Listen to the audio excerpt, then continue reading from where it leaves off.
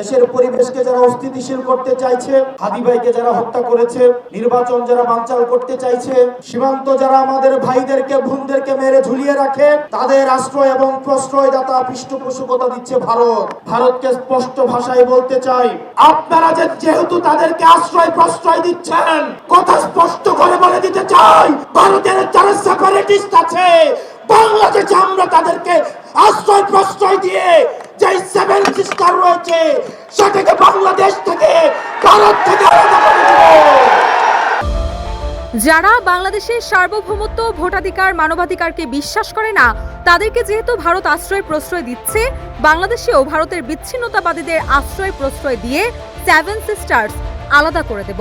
এভাবে ভারতের উত্তর পূর্বাঞ্চলীয় 7 সিস্টার্সকে আলাদা করে দেওয়ার হুঁশিয়ারি দিয়েছেন জাতীয় নাগরিক পার্টির দক্ষিণাঞ্চলের মুখ্য সংগঠক হাসনাত আব্দুল্লাহ। 15 ডিসেম্বর রাজধানীর কেন্দ্রীয় শহীদ মিনারের সর্বদলীয় সমাবেশে তিনি এই হুঁশিয়ারি দেন। মূলত দেশের পরিবেশ অস্থিতিশীল ও নির্বাচনকে বানচালের ষড়যন্ত্রকারীদের সেদেশে আশ্রয় দেওয়ার অভিযোগে এমন মন্তব্য করেন হাসনাত।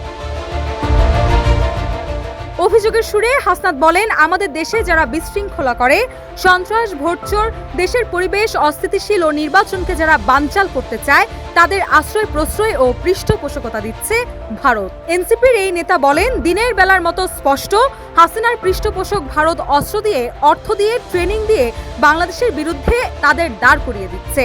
ভারতকে পার্শ্ববর্তী দেশ বলার সুযোগ নাই, জবান স্পষ্ট করতে হবে।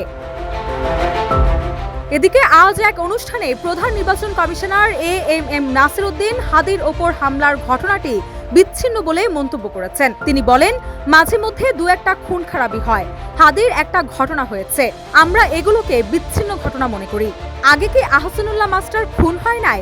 এমন প্রশ্ন তুলে তিনি বলেন, এরকম তো অনেক আগেও হয়েছে, ইলেকশনের সময় এ ধরনের ঘটনা বাংলাদেশে হয়, এগুলো নতুন কিছু না। তার এই মন্তব্যে তীব্র ক্ষোভ প্রকাশ করেছেন হাসনাত। মাঝে মধ্যে দু একটা খুন খারাপি হয়, এই যে হাজির একটা ঘটনা হয়েছে, আমরা এগুলো বিচ্ছিন্ন ঘটনা বলে মনে করি। এই ধরনের ঘটনা তো সবসময় ছিল। আগে কি আহসানুল্লাহ মাস্টার খুন হয় নাই? এর জবাবে হাসনাত বলেন, আপনার আমার মৃত্যু নির্বাচন কমিশনের কাছে কেবলমাত্র একটি সংখ্যা। অথর্ব নির্বাচন কমিশন বলে, হাদের মৃত্যু নাকি বিচ্ছিন্ন ঘটনা। মেরুদণ্ডহীন নির্বাচন কমিশনারের সঙ্গে যেন এমন বিচ্ছিন্ন ঘটনা ঘটে, সেদিনের অপেক্ষায় থাকলাম। অথর্ব নির্বাচন কমিশন বলে, হাদির মৃত্যু নাকি একটি বিচ্ছিন্ন ঘটনা। এই স্পাইনলেস মেরুদণ্ডবিহীন ইলেকশন কমিশনার, আমরা এমন একটি বিচ্ছিন্ন ঘটনা তোমার সাথে যেন ঘটে, সেটির অপেক্ষায় থাকলাম। রুশা সুর, নিউজ ডেস্ক, ইত্তেফাক।